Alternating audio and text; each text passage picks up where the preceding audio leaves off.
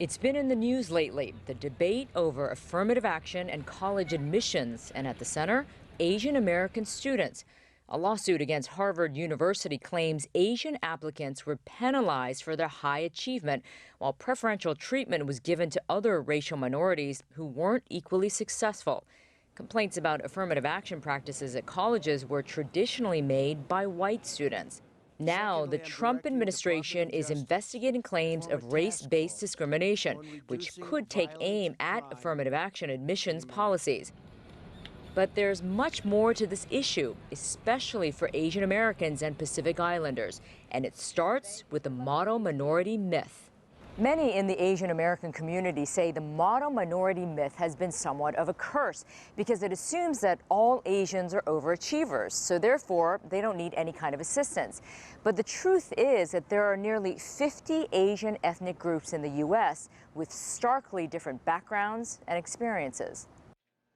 Nicole Gon-Ochi, an attorney with the group Asian Americans Advancing Justice, is working on the case to uphold affirmative action at Harvard. Maybe the evidence will show that there is some discrimination against these high-achieving East Asian students, but I'm confident that the evidence will show that's because of preference for white students and not because of any affirmative action student that considers race and adversity due to one's race in the admissions process. At California State University Long Beach, affirmative action admissions policy is in place, as well as an initiative to assist and recruit Asian Americans and Pacific Islanders. We provide not only services to increase their access to higher education, but also we provide services while they're at Cal State Long Beach, as well as other Cal States. We want to make sure that not only they get in, but they succeed and complete their degree. Completion is easier said than done. According to the Center for American Progress, the percentage of Southeast Asians in the U.S. with an undergraduate degree or higher is much lower than those of East Asian descent. But students like Mimi Lee, Marissa Saar, and Bunny Horn are proof that affirmative action programs provide that chance for higher education. My mom was a refugee from the Vietnam War. She came in 1975. She struggled a lot to kind of get here. So for me, going to college meant, making my mom proud, but also telling her, yes, you did a good job raising me, and this is what I'm giving back to you.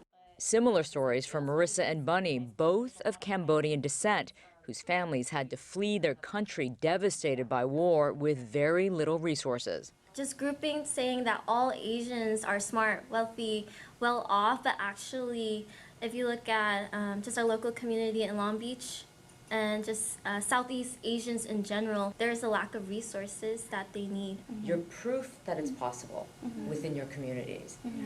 That must make you guys feel pretty good. Yeah. Yeah, definitely. They are truly examples of what happens when someone is given a chance to not just survive, but thrive. All right. May Lee, CGTN, Long Beach, California.